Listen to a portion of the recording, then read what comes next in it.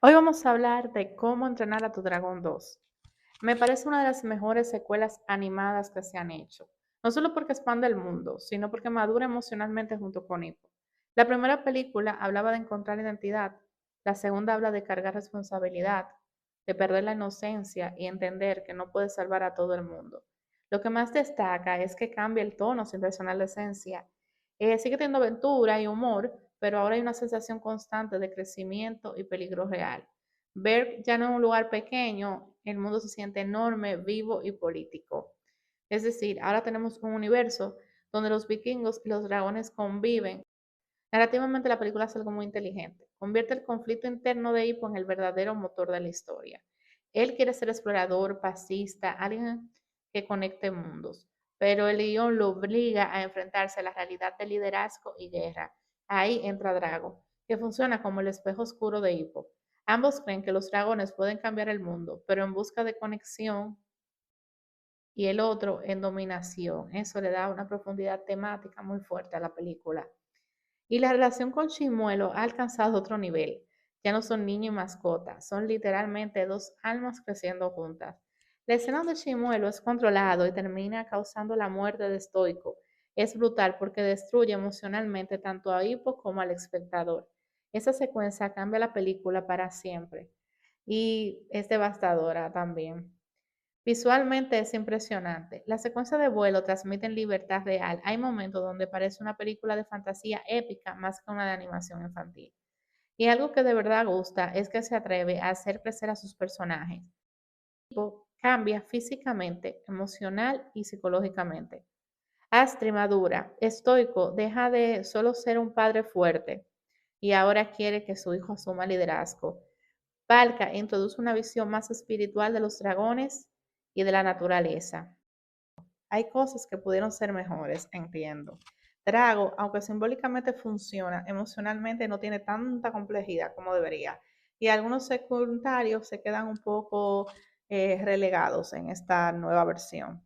El tercer acto va muy rápido, ayuda mucho al género, pero hay momentos donde yo quisiera como que la película se centrara en esa secuencia y no que volara o cambiara tan rápido. Pero aún así, el impacto emocional y el arco de hipo hacen que la película se sienta enorme. La verdad es una película que la recomiendo, es una película donde nos obliga a nosotros a entender o nos confronta para que nosotros maduremos también junto con el personaje.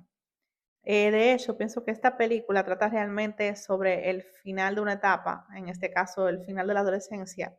Hippo entra en una primera entrega siendo un joven de soñador y sale convertido en un líder, después de perder a su padre y enfrentar el peso del mundo. Es literalmente un rito disfrazado de aventuras que no dieron.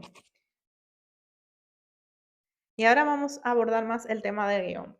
Me parece una secuela extremadamente inteligente desde el punto de vista narrativo, porque entiende algo que Robert McKee plantea constantemente. Una historia no crece solo aumentando la escala visual, sino profundizando en el conflicto interno del protagonista. Y eso es exactamente lo que hace esta película con su personaje principal, Hippo. En la primera entrega, el deseo de Hippo era pertenecer, es decir, yo quiero ser igual que ellos. Yo puedo agarrar, matar a un dragón, etcétera. Luego observamos cómo él evoluciona y desarrolla su propia identidad, haciéndose amigo de los dragones. Aquí no quiere matar dragones, pero tampoco tiene la fuerza para ser aceptado por quien él es, aunque eso le cueste traer a su papá en contra. Así es que disimula. Terminamos esa primera parte, esa primera película, con él descubriendo que siendo él mismo tiene valor y los demás admirando ese valor que él demuestra al enfrentar a el dragón más fuerte y aceptan esa nueva realidad que entró con Hippo, de convivir con los dragones. Hasta aquí es una película que habla de la identidad, obviamente. Pero la segunda, su necesidad cambia. Ahora no se trata de descubrir quién soy en el sentido de mi visión de vida normal de adolescente. Ahora se trata de asumir un rol. Y él entiende que todavía les faltan cosas por vivir, porque se siente desconectado de su madre, porque no la conoció, siente que no es capaz de ser tan buen líder como su padre, por eso no quiere asumir esa responsabilidad que estoico le quiere dar y basado en que su papá está ahí, está vivo, él no quiere asumir ese rol, no quiere asumir lo que implica crecer, que es adquirir responsabilidades. Entonces la película hace que él madure de una manera brutal. O sea, es aquí donde Maki habla de que el verdadero personaje se revela bajo presión y es algo que repito constantemente. La estructura de la película está diseñada para romper la visión idealista de Hippo, y eso es muy importante. Él cree que todos pueden dialogar, que la empatía basta para detener la violencia, pero el guión introduce a Drago precisamente para destruir esa creencia. Es un personaje que ha pasado por cosas igual que Hippo, pero él tomó una visión totalmente diferente de la vida. Drago no es solo un villano, es el antagonista ideológico de Hippo. Funciona como un negativo temático del héroe tampoco. Hippo cree en conexión, Drago cree en control. Valka cree en protección e aislamiento y Estoico cree en defensa y tradición. Hippo queda atrapado entre esas visiones hasta construir finalmente la suya. Desde la teoría del viaje del héroe, la película representa una transición clarísima hacia la adultez.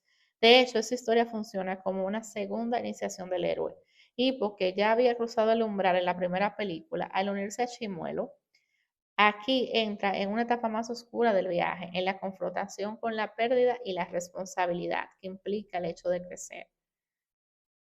Hay veces que el héroe debe morir simbólicamente para renacer transformado y la película ejecuta eso de forma devastadora con la muerte de Stoico. Destruye emocionalmente a Hippo porque ocurre algo todavía más cruel. Chimuelo, su extensión emocional, es quien provoca la tragedia bajo la manipulación dramática para que él pueda madurar. Después de esa secuencia, Hippo deja de ser únicamente el soñador explorador y ahí nace el líder. Y algo muy poderoso que también dice Maki, la primera película se movía entre el rechazo y la aceptación, pero la segunda gira alrededor del caos y la responsabilidad, es decir, hacia la conversión de Hippo como líder. Y no porque él no quisiera hacerlo, sino porque lo enfrenta a sus temores, a la renuncia de ese yo adolescente para ser un líder que no imite, un líder que esa identidad que le ha costado tanto entender, llegue acompañada de responsabilidad. Incluso visualmente la dirección acompaña esa evolución. Las escenas de vuelo ya no representan solo libertad, ahora representan identidad. Y pues, literalmente se siente más cómodo en el aire que en la tierra, porque todavía no sabe ocupar el rol humano que el mundo le exige. Y por eso al final funciona tan bien. No gana porque se vuelve más fuerte que Drago, sino porque entiende quién es realmente.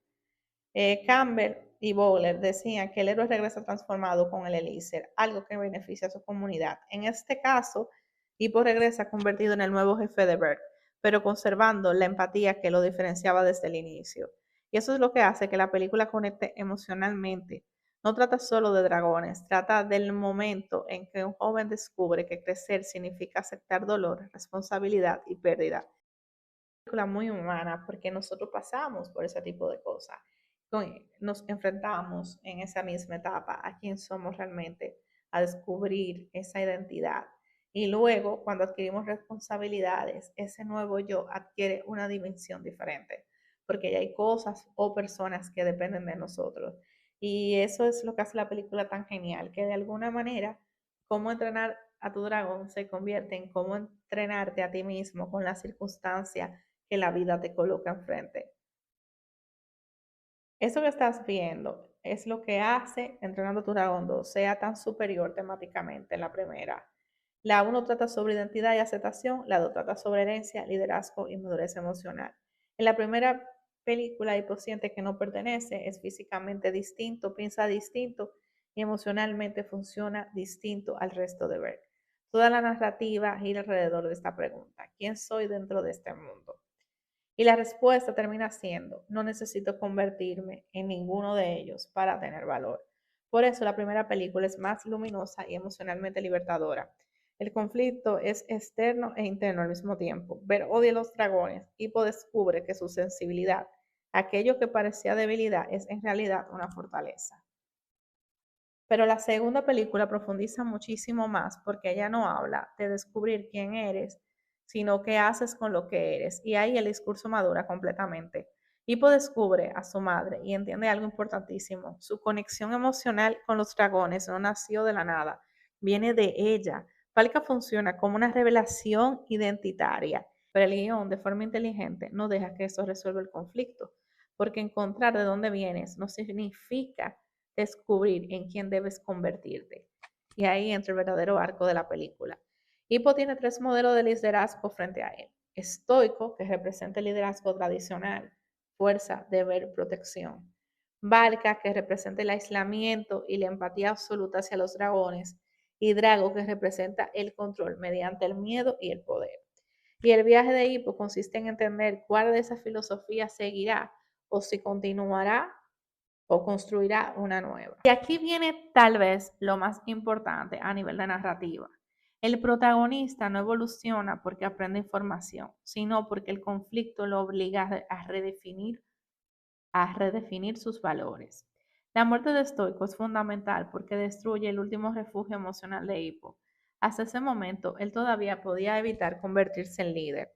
Todavía podía escapar volando con Chimuelo y vivir desde el idealismo.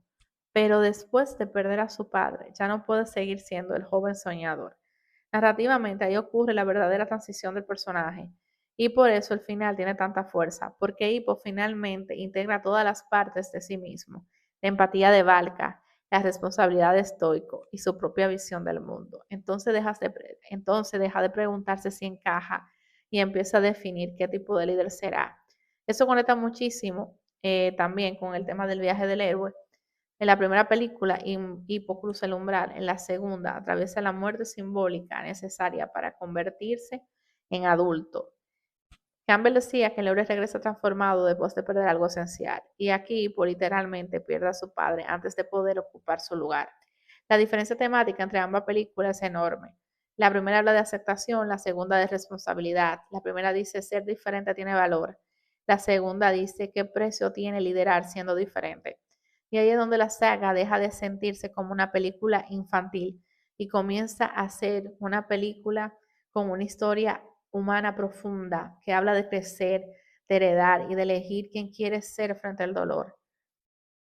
Les recomiendo muchísimo que vean cómo entrenar a tu dragón 2 y si quieren más análisis recuerden en los comentarios pedir qué película quieren y así la subiremos. Y recuerden que para no perder la película tienen que seguir el